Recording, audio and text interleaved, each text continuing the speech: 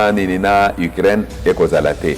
Puisque le Seigneur va instaurer son règne qui sera un règne de paix, puisqu'il est le prince de paix. Ndetanwana, Mekolobake, enlèvement église de Kozalate, transformation Kozalate, ça c'est une doctrine, je ne sais pas oui, qui vient d'où, mais qui n'est pas biblique. Si elle n'est pas biblique, elle est démoniaque. L'homme de Dieu, nous avons encore une autre question à vous poser.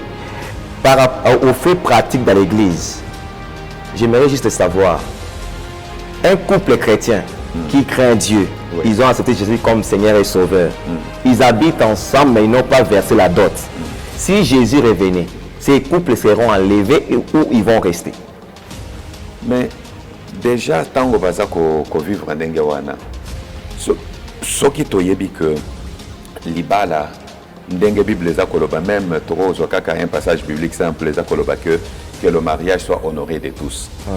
Ce qui est mariage est honoré, comment prétendez-vous vivre puisque vous allez vivre dans l'impudicité? L'enlèvement. Y a-t-il une différence entre les retours visibles de Jésus-Christ et l'enlèvement? Non, il n'y a pas de différence entre le retour visible de Jésus-Christ et l'enlèvement. C'est plutôt, ce sont les étapes. Jésus-Christ reviendra en deux phases ou en deux étapes. Le retour de Jésus se fera en deux étapes. Si vous allez par exemple dans 1 Thessaloniciens chapitre 4, à partir du verset 13 jusqu'au verset 17, la Bible nous parle que pour ce qui concerne l'avènement du Seigneur, c'est-à-dire le retour du Seigneur, je ne veux pas que vous soyez dans l'ignorance comme les païens. Puisque le Seigneur lui-même, de un, a un signal donné, c'est-à-dire le ciel donnera un signal.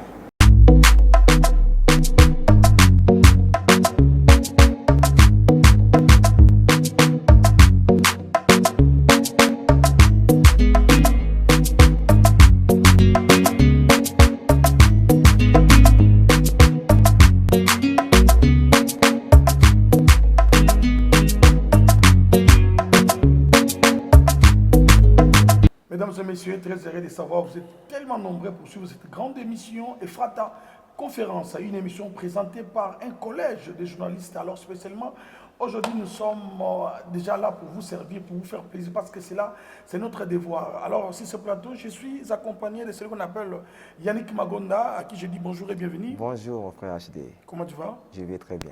Et aujourd'hui également, nous sommes avec Corneille. Quel est là? Corneille, bonjour et bienvenue. Bonjour HD, bonjour à tous les fidèles téléspectateurs. Comment tu vas? Très bien, merci. Voilà, très bien. Alors, mesdames et messieurs, nous avons le réel plaisir de recevoir pour vous, c'est un habitué de cette grande émission Ephrata Conférence. Il s'appelle le pasteur Gabi Sitenda. Il est de l'église de l'école du ministère de la réconciliation à Limité. Donc, c'est là où se trouve cette grande église, il faut le dire comme ça. Alors, je vais quand même le recevoir tout à l'heure. Pasteur Gabi, bonjour et bienvenue. Bonjour mon frère, que Dieu vous bénisse. Amen. J'espère que vous allez bien. Nous allons très bien par la grâce de Dieu et vous-même. Très bien. Voilà, merci beaucoup. Alors, fidèles téléspectateurs, nous avons un thème très important. C'est un thème qui bat son plein, c'est tout le monde qui en parle. Donc, dans toutes les églises, j'espère que tout le monde en parle. Il s'agit de l'enlèvement. Est-ce que l'enlèvement est-il réel? C'est ça la plus grande question. Donc, vous devez savoir par rapport à cette émission. Vous pouvez également participer, écrivez-nous sur WhatsApp, ou soit vous pouvez participer en appelant. Le numéro est déjà affiché. Est-ce que l'enlèvement est réel? Voilà notre thème d'aujourd'hui. Nous allons essayer un peu d'en parler avec les pasteurs Sitenda de l'école du ministère de la réconciliation. Pasteur, la première question est de savoir, est-ce que l'enlèvement est réel? Et s'il est réel, c'est quoi alors l'enlèvement? Merci beaucoup mon frère, que Dieu vous bénisse, que Dieu bénisse tous nos téléspectateurs pour ce sujet très important et pour cette question d'une importance vitale pour nous en tant qu'enfants de Dieu. Poser la question de savoir si l'enlèvement est réel, c'est une question très pertinente puisque aujourd'hui, l'apôtre Paul est en train de dire aux chrétiens de Corinthe que si la résurrection des morts et si le retour de Christ n'était pas réel, notre foi est vaine. Donc notre foi est fondée sur l'enlèvement de l'Église et le retour du Seigneur Jésus-Christ. Alors, qu'est-ce que l'enlèvement de l'Église? L'enlèvement de l'Église est un élément fondamental pour nous chrétiens qui nous rassure que le Seigneur Jésus-Christ qui était parti, quand vous regardez dans Jean chapitre 14, du verset 1er au verset 2, le Seigneur Jésus-Christ dit à ses disciples que nous sommes. En son temps, il a parlé à ceux qui étaient avec lui en leur disant, « Il vous est avantageux que je m'en aille, puisque si je ne m'en vais pas, le Saint-Esprit ne viendra pas. » Et dans Jean 14, le verset 1er et le verset 2, il leur dit, « Que votre cœur ne se trouble point, car je vais vous préparer une place. Mais premièrement, croyez en Dieu et croyez en moi. Je m'en vais vous préparer une place, et quand je l'aurai fait, quand j'aurai préparé cette place, je reviendrai pour vous prendre. » Maintenant, l'enlèvement de l'Église, c'est l'acte de preuve de l'amour de Dieu qui consiste au fait que le Seigneur, notre Seigneur Jésus-Christ, revient pour chercher tous ceux qui ont cru en lui, revient pour chercher son Église qui est son épouse.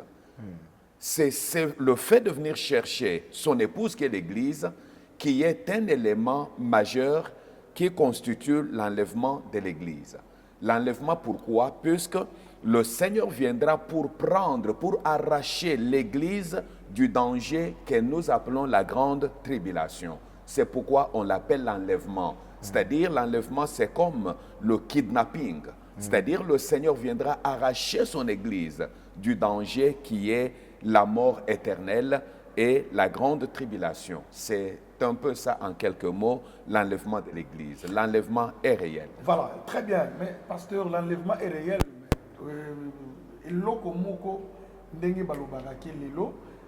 Parce que l'émission est bilingue. Hein? Oui. Donc vous pouvez également parler comme vous voulez.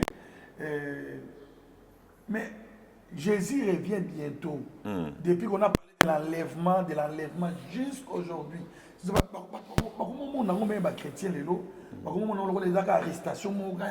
Parce qu'il y a des générations et des générations.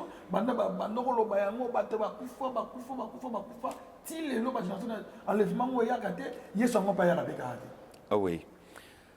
Oyebi, ce que na la Bible, le plus grand problème c'est quoi? Les gens lisent la Bible mais sans comprendre la signification. Les gens croient que la Bible est un livre comme tout autre livre, c'est-à-dire un roman policier, un journal, un hebdomadaire, il faut otanga, obandako kanisa nandenge na yo. Le retour de Jésus-Christ, c'est une réalité. Pourquoi je dis que c'est une réalité? Puisque si vous regardez dans la Bible, le Seigneur lui-même en parle. La parole de Dieu, la Bible en parle. Quand vous regardez dans la Bible, plus de 500 fois, la Bible parle du retour de Jésus-Christ. Depuis l'Ancien Testament. La Bible en parle plus de 500 fois.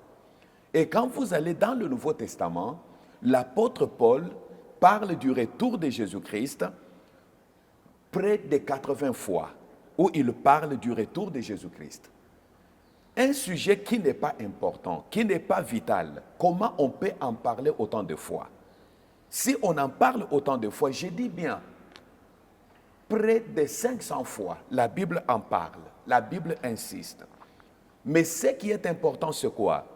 L'apôtre Pierre dit à ses frères dans 2 Pierre, l'apôtre Pierre dit ceci, que ne croyez pas que l'avènement de notre Seigneur Jésus-Christ est utopique, puisque quelques-uns disent que les choses restent les mêmes depuis qu'il avait annoncé.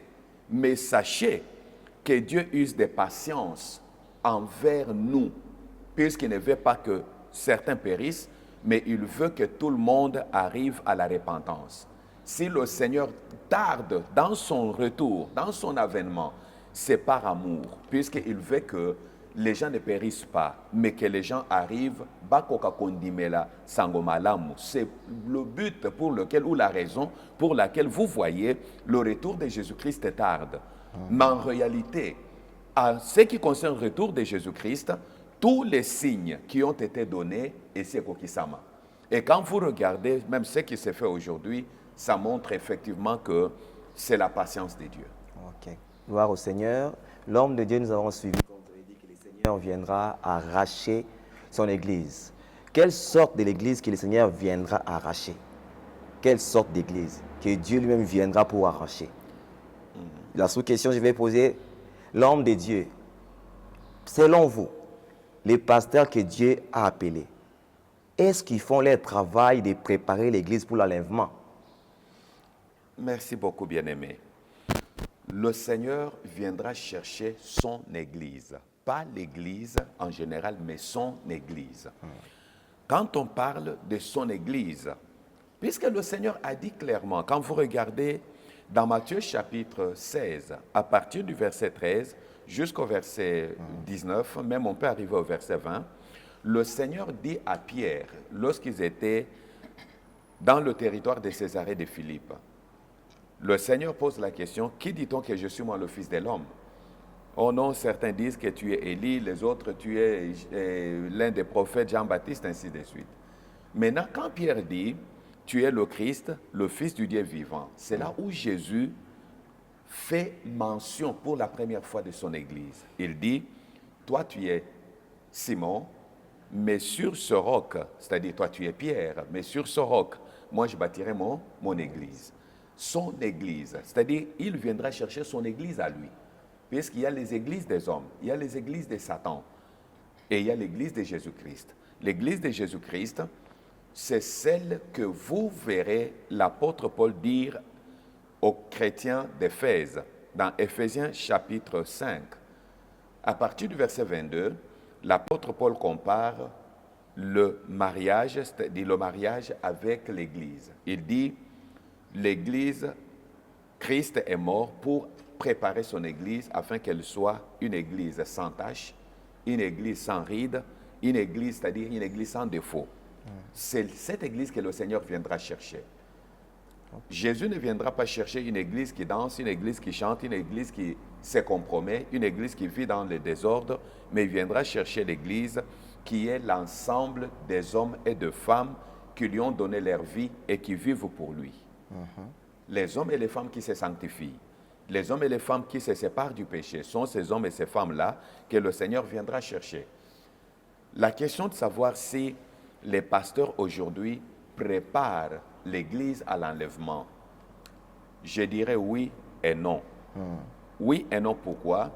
Oui, puisqu'il y a des pasteurs qui aujourd'hui prêchent la parole de Dieu pour amener le peuple de Dieu à la repentance, qui montrent aux gens que nous vivons dans ce monde, mais il faut que le Seigneur revient. Tandis que non, puisqu'il y a de ces pasteurs qui ont pour travail, pour eux, l'Église, c'est leur business. Ils sont en train de travailler puisqu'ils ont besoin de l'argent, ils ont besoin de véhicules, ils ont besoin de parcelles, ils ont besoin de la gloire. Ils cherchent leur propre gloire. Maintenant, ces pasteurs-là tournent, au lieu de tourner les yeux des gens vers le ciel, et tourne les yeux des gens seulement vers la terre, vers les choses de la terre. C'est comme ça qu'on fait croire aux gens que la vie dans ce monde est suffisante. Or, la vie dans ce monde n'est pas suffisante puisqu'elle a des limites. Mais il y a des pasteurs qui sont là, qui prient, qui jeûnent, qui enseignent pour montrer au peuple de Dieu qu'il faut se préparer à l'enlèvement. L'homme de Dieu, maintenant, quelles sont les conséquences pour ces pasteurs-là qui ne prennent pas soin de préparer l'Église de Dieu? Les conséquences d'abord pour eux-mêmes et pour les membres qui sont dans l'Église. Quelle est la conséquence? La conséquence est énorme. Pourquoi je dis que la conséquence est énorme? C'est puisque quand vous regardez, l'Église est l'image du tabernacle, c'est-à-dire où le tabernacle était l'image de l'Église. Quand Dieu demande à Moïse, dans Exode chapitre 25, Nzambazolo Moïse, tu feras le tabernacle et tous ses ustensiles d'après le modèle que je vais te montrer. Pas le modèle que toi tu avais vu en Égypte. Pas le modèle que toi tu penses, mais le modèle que moi je vais te montrer. Et Dieu insiste au chapitre 26, le verset 30. Dieu dit à Moïse, fais tout d'après le modèle que je t'ai montré. Maintenant, aujourd'hui, la conséquence est celle-ci. L'œuvre que chacun produit passera par le feu. OK? C'est lui qui a travaillé comme le Seigneur l'attend, comme le Seigneur l'avait demandé. Le Seigneur lui dira, comme il a dit dans Matthieu chapitre 25, il lui dira, bon et fidèle serviteur, entre dans la joie de ton maître. Mais celui qui n'aura pas fait le travail comme il se devait, qui était en train de montrer tout simplement aux gens les choses de la terre, qui était là seulement pour donner même des fausses prophéties puisqu'il a besoin de s'enrichir, qui était en train d'encourager les gens à vivre dans le quoi, et surtout aujourd'hui, on est en train de prêcher plus l'hypergrâce. Maintenant, l'hypergrâce, c'est-à-dire tu peux vivre dans le péché, nzambe moko yebaki que okosumuka. Mais eza na mutuya, ezali ke opesa kaka dim na yo, opesa offrande na yo, ainsi de suite. Maintenant, ils auront des comptes à rendre à Dieu puisque ce sont les brebis du Seigneur. Quand vous regardez dans Actes chapitre 20, l'apôtre Paul dit aux chrétiens d'Éphèse, il parle d'abord aux anciens de l'église d'Éphèse. Il leur dit, prenez soin du troupeau du Seigneur sur lequel il vous a établi évêque pour que vous puissiez paître le troupeau qu'il s'est acquis par son propre sang. Maintenant, nous devons prendre soin des brebis. Si le pasteur ne prend pas soin, qu'il sache qu'il aura des comptes à rendre. C'est ça. Alors, pasteur, vous avez dit que le Seigneur use des grâces en laissant un peu plus de temps afin que tout le monde soit sauvé. Mais pasteur, êtes-vous certain que tout le monde sera sauvé ou c'est juste une façon pour vous d'endormir les fidèles, leur faisant croire qu'il y a un enlèvement dont les réels signes et les réelles motivations restent inconnus parce qu'il y a trop de doutes, presque tous les signes que vous nous citez tous les jours sont déjà quasiment accomplis, mais vous dites que le Seigneur use de grâce. Est-ce certain que tout le monde sera sauvé? Non, je n'ai pas dit que le Seigneur use des grâces pour que tout le monde soit sauvé.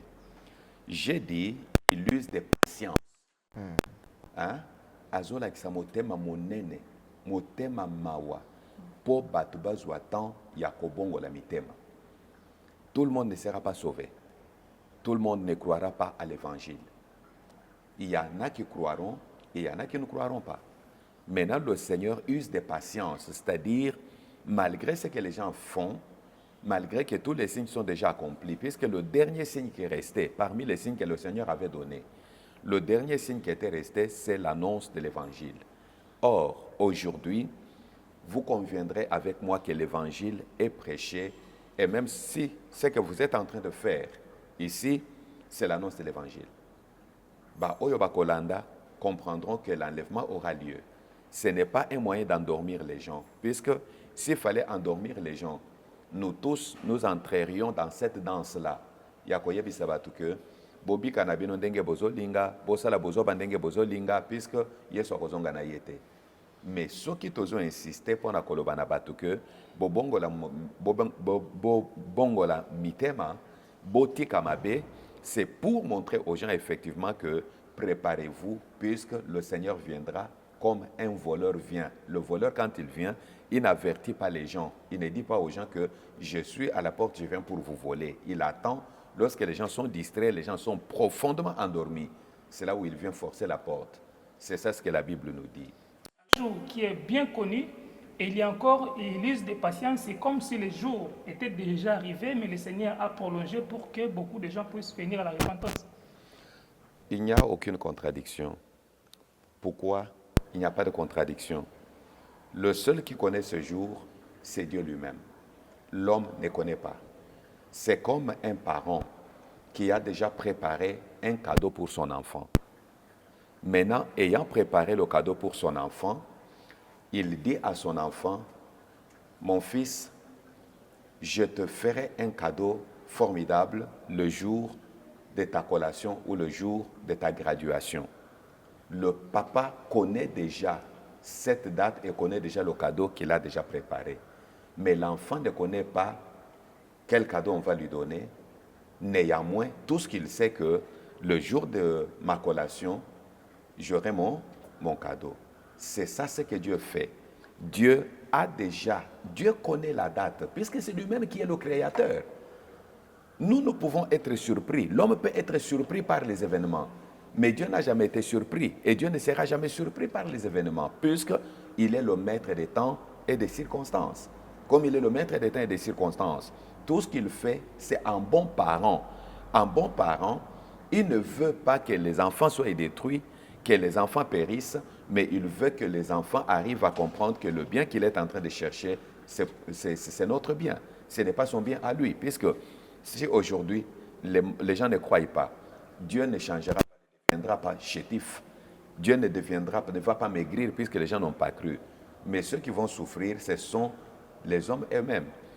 Dieu connaît la date, c'est nous les humains qui ne connaissons pas. C'est pourquoi nous devons éviter toute distraction pour nakoluka que tokoka komi bongisa, tokoka kozala prêt afin de donner notre vie au Seigneur.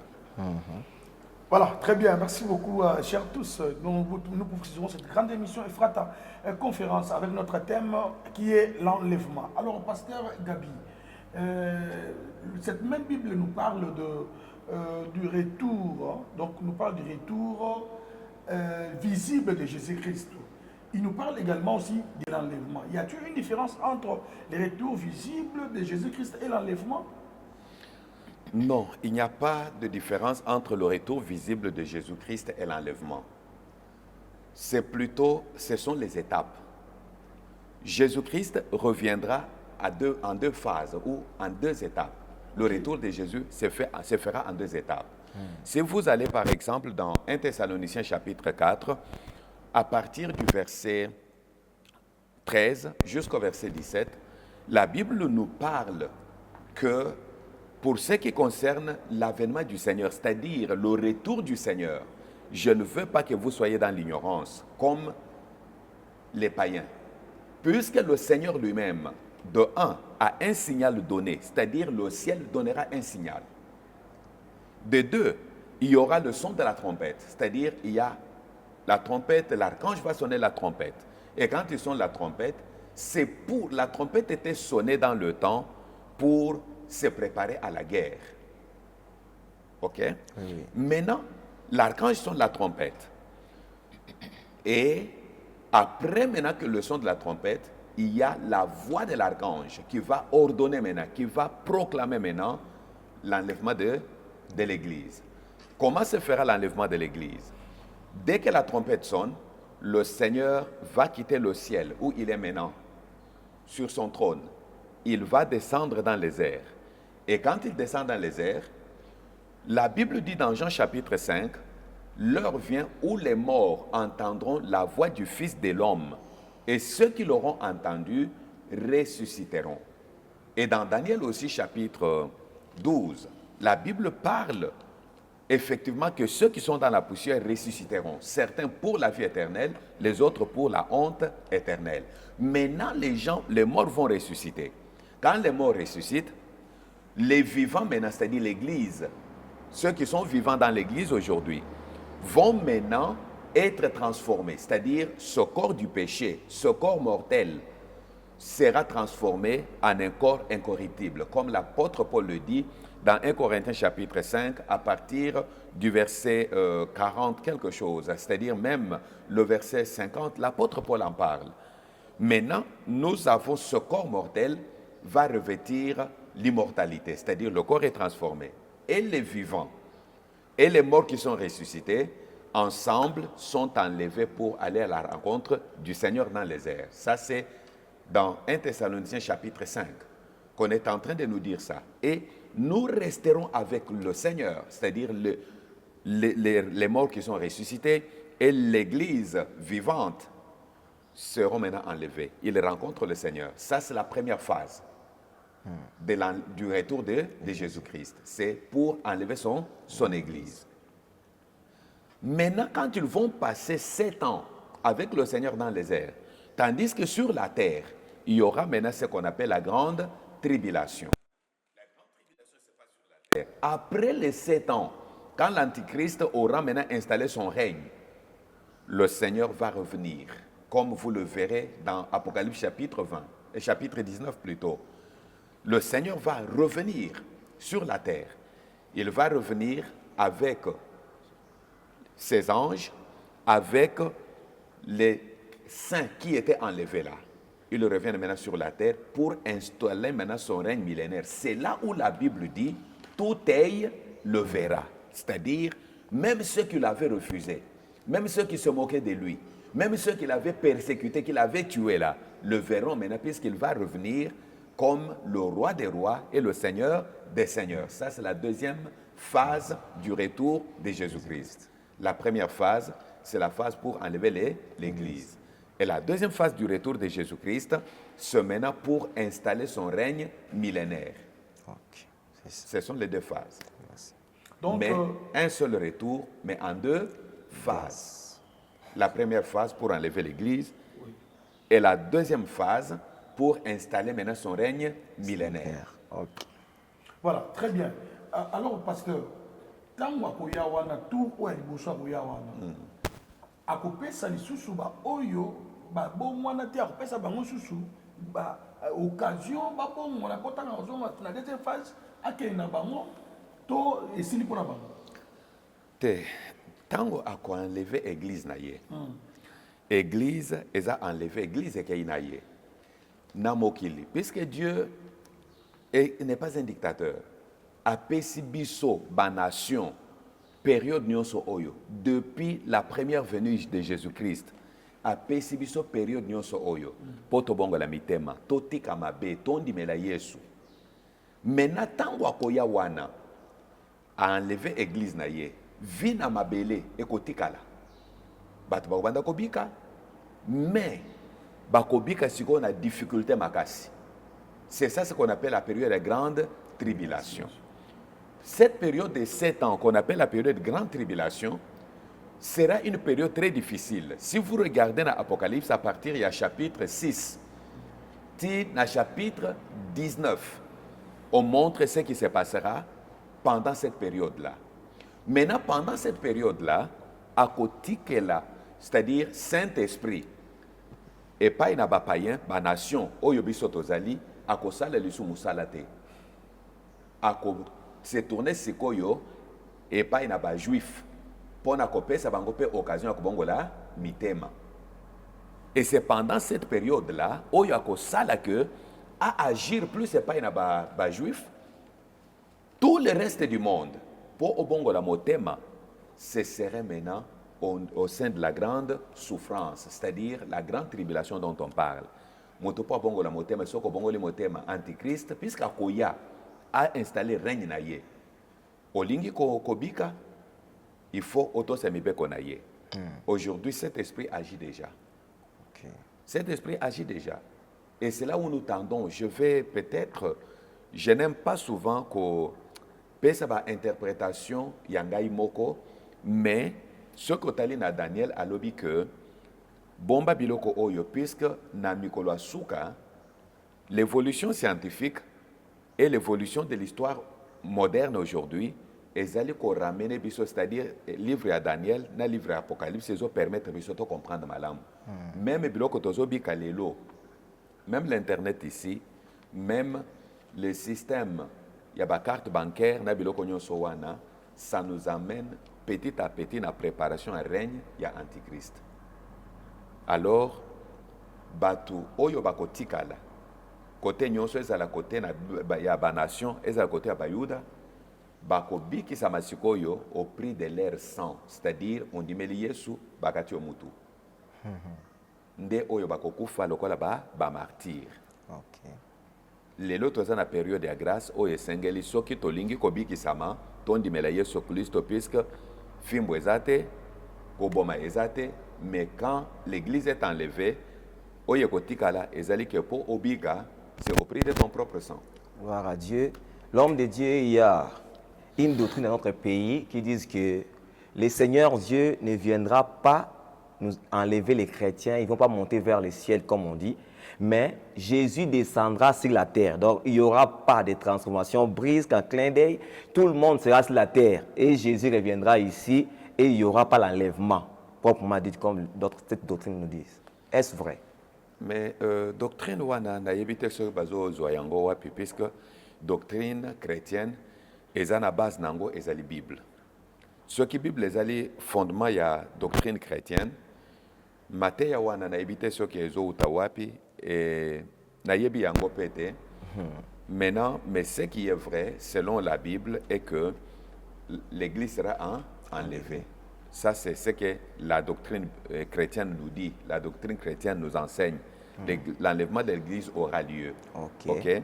Maintenant, après l'enlèvement de l'église, le Seigneur reviendra avec les siens pour nakobika sikoyo sur la terre pendant 1000 ans. Pendant 1000 ans. Oyo bazobenga millénium. Maintenant, le Seigneur instaure son règne de 1000 ans, qui sera un règne de paix. Na règne wana, o guerre ya Iran, Irak ekozala te. Guerre ya Rwanda, Congo ekozala te. Guerre ya Russie, na Ukraine ekozala te. Puisque le Seigneur va instaurer son règne, qui sera un règne de paix, puisqu'il est le prince de paix. Ndetan wana, mais koloba que enlèvement à l'église ekozala te, transformation ekozala te. Ça, c'est une doctrine, je ne sais pas qui vient d'où, mais qui n'est pas biblique. Si elle n'est pas biblique, elle est démoniaque. L'homme de Dieu, nous avons encore une autre question à vous poser. Par rapport aux faits pratiques dans l'Église, j'aimerais juste savoir, un couple chrétien qui craint Dieu, ils ont accepté Jésus comme Seigneur et Sauveur. Ils habitent ensemble, mais ils n'ont pas versé la dot. Si Jésus revenait, ces couples seront enlevés ou ils vont rester? Mais déjà, tant que baza ko vivre ndenge wana, soki toyebi que libala ndenge Bible eza koloba, même tokozwa kaka un passage biblique simple eza koloba que le mariage soit honoré de tous. Soki mariage eza honoré te, comment prétendez-vous vivre puisque boza ko vivre dans l'impudicité? Tant que bozo vivre ndenge wana bobalanité, c'est-à-dire osali eloko moko te ozwi kaka mwasi oye kovandisa na ndako obandi kobotisa ye bana baparent na ye bazoloba mwasi soki akei vis-à-vis na famille na yo okoyoka famille na yo bazoloba na ye pesa masanga epai na bino. Déjà on montre qu'il y a un problème. Soki bato bango moko bakoko honorer yo te, alors à combien plus forte raison Nzambe eza na biloko esengeli tokoka, puisque Dieu n'est pas contre la dot, n'est pas contre le mariage selon les habitudes ou selon la culture. Nous devons respecter notre culture. Tokoko sa bilo côté, to banda koloba non, puisque nous sommes chrétiens, alors na keko zomo na yabatu, na bali yete, na banda kobotisa yeto, na bandi ko tambola ndenge wana. Or Paul a levé na ba chrétien ya Corinthe, dans 1 Corinthiens chapitre 6, même dans chapitre 7. Dans chapitre 7 surtout, ils ont insisté à Zoloba que je vous l'ai dit comme je l'ai déjà dit d'avance, les impudiques n'hériteront pas le royaume des cieux. Or, tant que vous vivez bobalanité, mais vous vivez dans quoi? Qui êtes-vous? Vraiment. Merci pour cette réponse de Dieu. Cette question me monte encore dans l'esprit. La Bible nous parle dans le livre de l'Apocalypse 12, on parle d'une femme on va les doter de 2 ailes de l'aigle. Et elle va s'envoler, elle va se cacher dans le désert pendant un temps, pendant des temps et pendant un demi-temps. La femme que la Bible parle, la Bible parle réellement de qui? Cette femme-là représente quoi? Ou encore qui dans ce monde? Ok. La femme dont la Bible parle, puisque l'Apocalypse, il faut comprendre que l'Apocalypse utilise les signes, les images et les symboles. Le symbolisme dans l'Apocalypse, même Batumususu, Lelo Bazako interprété, on parle de la marque de la bête, on vous dit que la bête dont on parle là,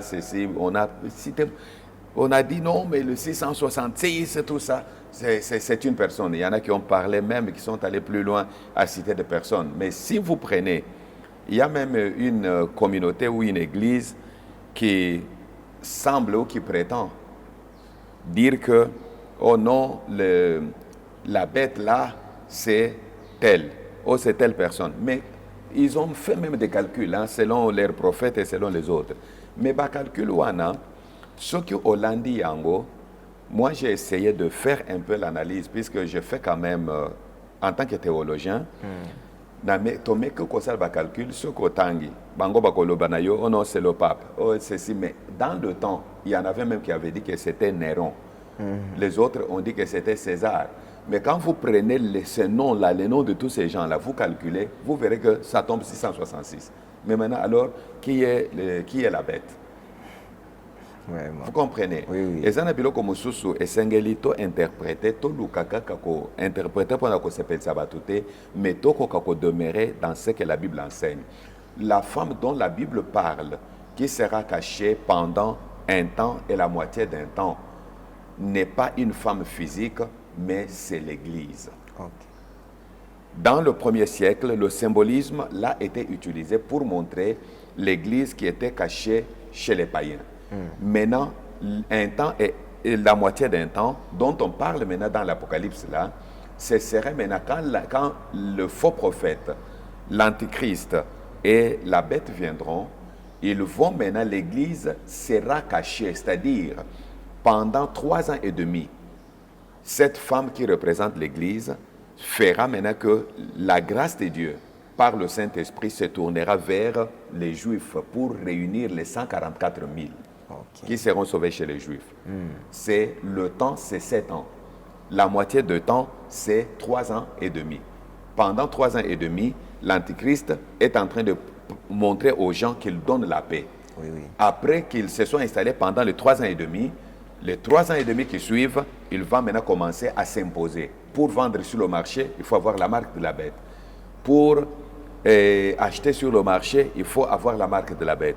Toutes ces choses-là, c'est ça, la moitié d'un temps dont on parle, c'est cette combinaison de choses. Mais dire que c'est une femme en robe, c'est une femme, je ne sais pas, en voile ou quoi, ça c'est juste un symbolisme. Mais il parle de son Église qui était en un premier temps cachée chez les païens et après un temps, l'Église, le Saint-Esprit se tourne chez les Juifs pour qu'ils soient sauvés pendant les 3 ans et demi, mais au milieu des souffrances. Alors, pasteur, merci. On a suivi avec beaucoup d'attention lorsque vous avez dit que la venue que nous attendons du Christ, c'est une venue spirituelle, disons, parce que les chrétiens sur la terre vont se transformer. Donc là, tu as nous les spirituels pour qui va coûter un aïe dans les heures.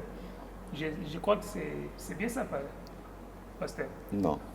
Ce n'est pas ça. Ce n'est pas ça. Ce n'est pas parler de spirituel, ça se fera physiquement. Mais le corps qui sera transformé, ils porteront un corps spirituel. Mais ça se fera physiquement. Physiquement.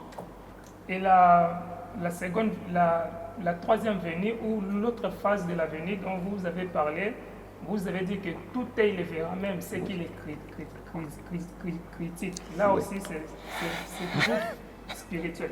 Non, non. Physique toujours. Il viendra maintenant, il viendra pour régner physiquement. Ok? Amen. Physiquement avec les saints.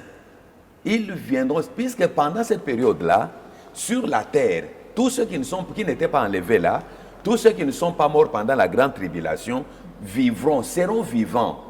La Bible dit que tous les grands de la terre viendront pour l'adorer, pour reconnaître qu'il est maintenant le roi des rois, qu'il est le Seigneur des seigneurs. C'est-à-dire, il viendra régner où il descendra sur le mont des Oliviers et il régnera à Jérusalem avec les saints. Il régnera physiquement, papa. Alors, merci, pasteur. Maintenant, la seconde venue au Tozozela, est-ce que ces détracteurs le verront ou non? Parce que vous avez dit que c'est dans l'autre venue, lorsqu'il viendra régner physiquement, que même ces détracteurs le verront. Maintenant, quand nous l'attendons pour qu'il vienne prendre son église, est-ce que ces détracteurs le verront, oui ou non? Pendant cette première phase, qu'on appelle l'épiphanie, c'est-à-dire qu'il viendra à Kosuka dans les airs. Quand il viendra dans les airs, tous les païens, même nous-mêmes là, avant d'être transformés, nous ne le verrons pas, puisqu'il sera dans la nuée, dans les nuées. C'est l'épiphanie. Oui, c'est l'épiphanie. Maintenant, il s'arrêtera dans les airs. Quand il s'arrête dans les airs, dans les nuées, nous les vivants, nous sommes transformés. C'est-à-dire, ce corps du péché, puisque ce corps du péché ne peut pas permettre que, quand tu sautes, la pesanteur t'attire à cause du corps du péché. Tandis que le corps que nous allons revêtir, quand nous serons transformés, ce corps-là permettra que tu peux traverser le mur ici, sans aucun effort, puisque nous ne serons pas comme des hommes normaux ou des hommes simples. mais nous serons comme des anges de Dieu.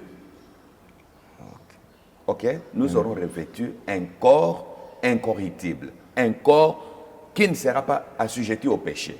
En quelque sorte, un corps spirituel. Un corps spirituel. Donc lui aussi sera spirituel pour qu'on Mais puisse le il voir. est spirituel. Nous serons enlevés, nous aurons, puisque quand il est monté au ciel, il avait un corps, mais qui n'était pas un corps matériel, puisque maintenant, il y a le corps matériel. Les anges ont des corps, mais le corps des anges ne sont pas des corps physiques, ce sont des corps spirituels. De même, quand le Seigneur reviendra là, ses détracteurs, pendant la première phase là, ne le verront pas. Même tous les pécheurs, tous ceux qui resteront, ne le verront pas. Il n'y a que ceux qui seront enlevés, c'est-à-dire les morts qui sont ressuscités et les chrétiens qui sont transformés, qui vont les rencontrer dans les airs. Alors, excusez, pasteur, est-ce qu'on peut, on peut donner raison à ceux qui disent que la venue du Christ est spirituelle et non physique? Dire que est spirituel, nous disons spirituel pourquoi? Puisque ceux qui sont dans le corps auront des corps spirituels. Ok? Auront des corps spirituels, puisqu'ils seront des êtres. C'est-à-dire dire que c'est physique, ce matériel, c'est-à-dire on va commencer et ils vont aller s'embrasser sur là, tout le monde le voit. Non. Ok? Puisqu'ils auront le corps spirituel, qui ne sont pas assujettis au péché. Voilà, pasteur, merci beaucoup pour ce thème. Mais avant de conclure, avant de terminer l'émission aujourd'hui, d'une manière synthétique, d'une manière brève, pour ceux qui disent que la fin du monde n'existait pas. Donc, il n'y aura pas de jugement. La fin du monde, c'est lorsque vous mourrez. Qu'est-ce que vous pouvez dire à tout ce monde? À tout ce monde, je dirais ceci. Il y a la fin de la vie de l'homme, que nous appelons la mort. Là, c'est la fin de l'homme sur la terre. Mais il y aura la fin du monde, c'est-à-dire un jour ou un temps où cette terre n'existera plus, comme la Bible le dit, où Dieu détruira les pécheurs et le monde du péché. À quoi détruire Yango? Il y aura un jour, mais koloba que la fin du monde, c'est quand quelqu'un meurt que la fin du monde est arrivée pour lui. Non, il y a la fin de la vie de l'homme sur la terre, qui est différente de la fin du monde. La fin du monde, c'est-à-dire, c'est le temps où le monde actuel ne sera plus. Et Dieu a un temps qu'il a fixé pour cela. Et cette fin-là, ça fera comment? Écoutez maintenant. Non, je vous ajoute juste une question. Oui. Mais les gens disent souvent que lorsque quelqu'un meurt, les gens disent quoi? Mais il part au ciel. Non. Non. C'est ce que les gens disent. Wana eza langage ya batu nyonso oyo bayebi nzambe te. Nde bazoloba ke ake il est parti au ciel. Le ciel en question est où? Oyo bakotisi ye. Puisque okoyoka batu nyonso soki moto akufi ake lola. Lola ngo bazokotisa ye nani aza na clé na yango pe nani ayebi esika lola wana oyo azokende ezali. Pendant que la Bible dit qu'il y aura à la fin de toutes choses, il y aura le nouveau cieux et une nouvelle terre. Ça, c'est ce que la Bible dit. Quand Dieu aura jugé tout le monde, tous les pécheurs là, c'est pourquoi tous ceux qui vont tambola na mokili, il faut batu babanga nzambe, puisque jugement na nzambe est koya. Il y aura un jugement. C'est pourquoi j'ai souvent pitié des gens. Azakanisa makasi akoko botola biloko batu, akoko botola bandako batu, akoko botola basi ya batu, akoko sala ko beta batu konyokola batu même na bisika musala. Mbongo même ndenge toyoka ka soki eza ndenge nini je ne sais pas, même mbongo salaire ya batu ale akatina ndambo lokole ya makasi ya chef, akoko sala tout ce qu'il veut. Mais dans tout cela, il faut savoir une chose qui reste vraie, et que il y a la fin pour toutes choses. La fin du monde viendra, c'est-à-dire il y a un temps que Dieu mettra fin à la vie actuelle pour juger tout un chacun et récompenser les siens. La fin du monde fera que Bamosus, Bakeli Felo, Bamosusu, Bagotilola. C'est la fin du monde.